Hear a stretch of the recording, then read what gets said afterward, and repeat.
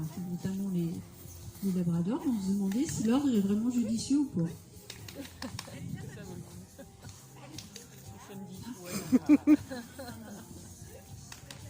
Pourquoi passer dans ces boîtes qui vont faire du bruit alors qu'on peut passer à côté? Allez, regarde.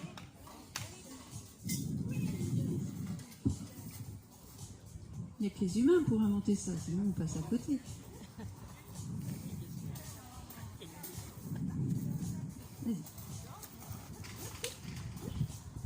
Vas-y. Oui, et vous voyez qu'elle n'est pas bête, elle passe à l'endroit où il y a le plus grand espace. Juste assis là. Bon, s'il veut se coucher, c'est pas grave.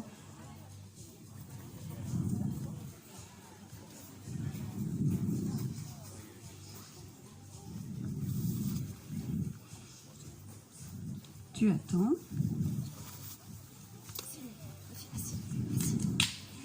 Super, très bien. Et vous voyez, le chien, il est toujours content de faire ses exercices. Sans forcément d'apprentissage particulier, mais qui soit sollicité au niveau des sorties. Alors, Ryder, viens ici. C'est bien. Ryder. Allez, c'est bien, mon chien.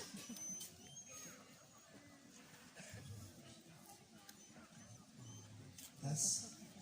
Passe. Une fois qu'on a un chien qui est à l'aise, on estime qu'il a suffisamment rencontré de situations, même si on ne peut pas tout lui montrer, on va essayer de lui lever la tête du sol. C'est un chien, son mode de fonctionnement de base, c'est son nez. C'est-à-dire que lui, si on promène un chien en ville, vous avez des chiens,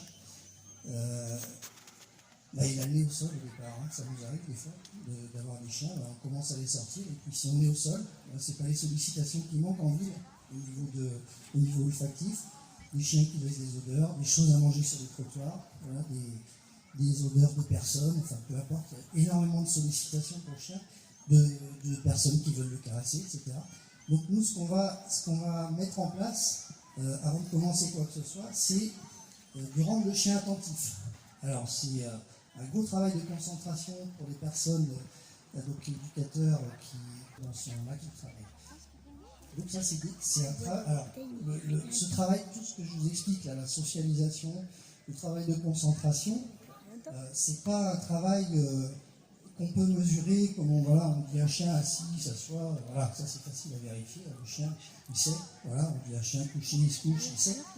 Là, la socialisation, c'est quelque chose qui se construit pas à pas. C'est un mâchis un petit peu comme celle sur un chien, sur le chien. Donc avec trois sangles, donc une sangle qui passe sur le dos, une sangle sur le poitrail et une sangle qui vient se clipper, qui passe sur le ventre. Donc les tailles de harnais, forcément, elles sont adaptées à chaque chien. Et le guidon, donc l'étrier ou le guidon, ce qui va permettre à la personne de suivre le chien et surtout de permettre de donner une position en fait par rapport au chien. C'est-à-dire que le fait de tenir le guidon, la personne va se retrouver légèrement en retrait par rapport au chien. Et donc pour le coup, cette situation-là va permettre au chien d'ouvrir la voie et de permettre le déplacement et de prévenir la personne qui tient donc le harnais de ce qui se passe un petit peu devant. Et donc je vais vous expliquer un petit peu comment on va mettre en place tout ça. Bien. En avant. Tout droit, mes mémères. Tout droit. Allez. Tu fais attention à la route, tu attends. Alors juste, il va faire demi-tour, s'il te plaît. Demi-tour. Parce que je vais expliquer les arrivées au carrefour. Sophie est partie à fond, là, mais...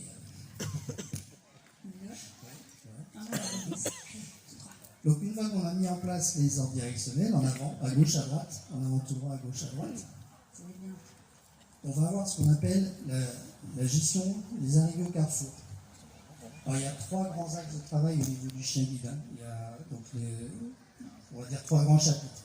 Les arrivées au carrefour, la gestion des obstacles et tout ce qui est recherche. Donc on va les aborder les uns après les autres.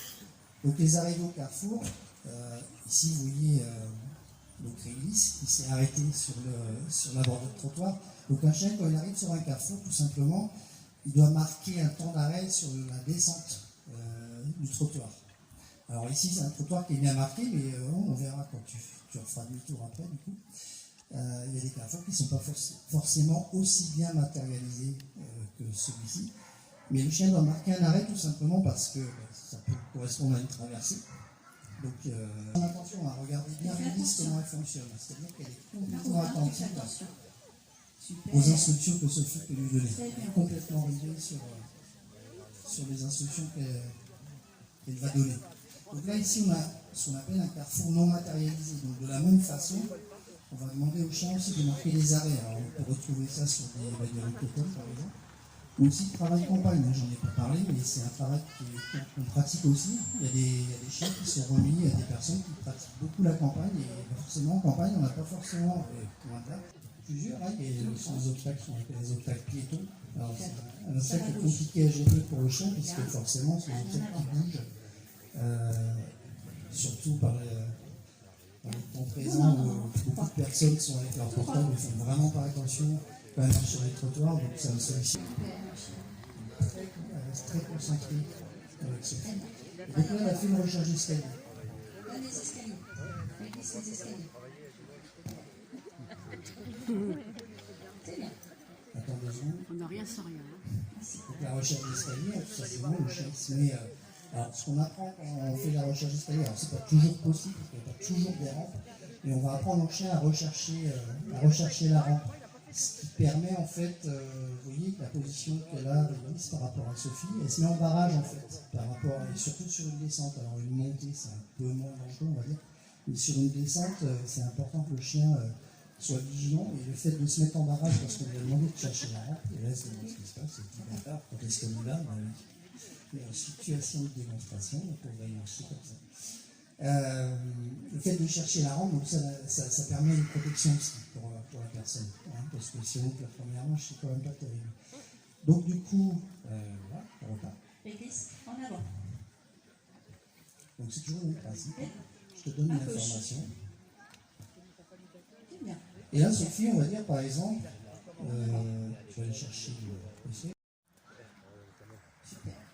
Très bien. En avant tout droit. Tu cherches la route, tu fais attention. Fais attention. Hein. Bien. À gauche. Elle glisse à gauche.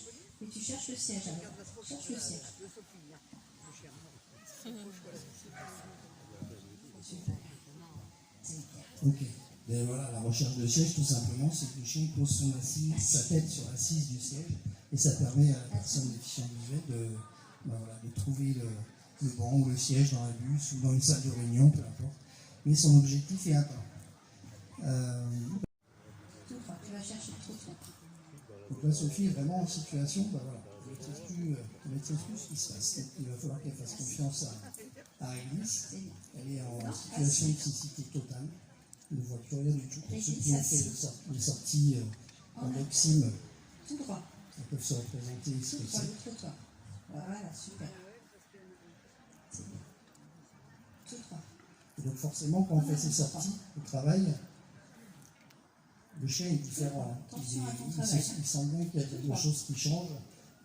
C'est bien. Parce que même si dans l'éducation, on est toujours en train de faire attention à jouer le jeu, je veux dire, le travail d'éducation, de toute façon, la difficulté, c'est qu'au départ, il faut montrer au chien ce qu'il a à faire, et petit à petit, au fur et à mesure du temps de travail et des semaines qui passent, on se met de plus en plus en retrait. Et forcément, le travail sous bandeau, et ben là, de toute façon, on n'a pas le choix, on est obligé de faire confiance au chien. On n'a pas d'autre solution. Allez, en avant. On va voir le passage avec bras. En avant. Alors regardez ce qui se passe au niveau de Réglisse, vous voyez comment elle fonctionne, comment elle C'est tourne la bien, tête. super. Elle donne l'info à Sophie, donc lui dire, ben voilà, fais attention, ici on est sur une situation périlleuse. Là, tout droit. En avant.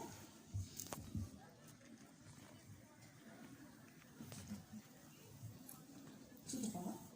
Réglisse en avant.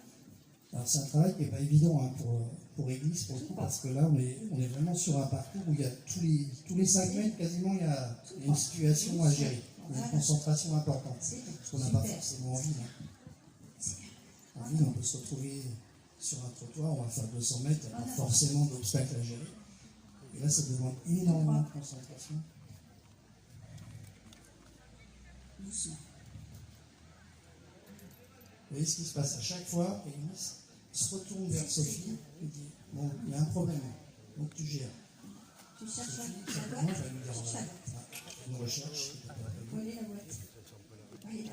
Tout à l'heure, on a fait la recherche d'escalier, la recherche des boîtes, pourquoi pas. Alors, les recherches, c'est adaptable à l'infini par rapport à ce qu'une personne déficiente visuelle va avoir dans son organisation, dans ses rituels de vie. On peut adapter à l'infini les ordres et les mots par rapport à des recherches spécifiques. Allez, en avant. Tout droit. On va chercher le distributeur de banque, rechercher un composteur dans une gare. Tout droit. Tout droit. En avant. Tout droit, Réglisse. Vous voyez le sac hauteur, hein? Là, l'église, elle pourrait passer dessous sans aucun problème. Elle signale quand même à sa maîtresse, à Sophie, donc il y a un souci. Attention, hein. Super. Très très bien. Un passage, un carrefour non matérialisé. En avant, tout droit. Attention au trottoir, Réglisse. Ensuite, on va C'est arriver bien, sur tous super. les petits obstacles, les En passages avant. étroits. Et ton travail, attention. C'est bien, devant. Il est aussi le relationnel avec Sophie, En avant. c'est-à-dire qu'il est aussi en Tout relation droit. Allez, mes mères. tout le temps avec son chien.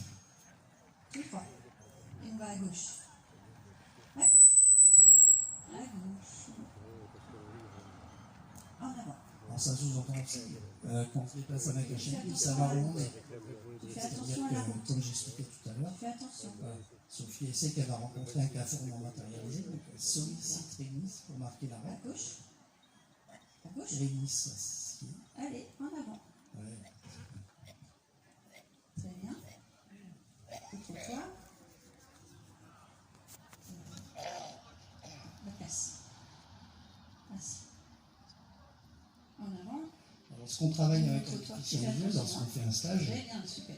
de remise, donc le stage de 15 jours pour arriver à transmettre en fait les informations à la personne déficiente visuelle. On va tout droit. Tout ce que je vous explique aujourd'hui, donc le principe. Super.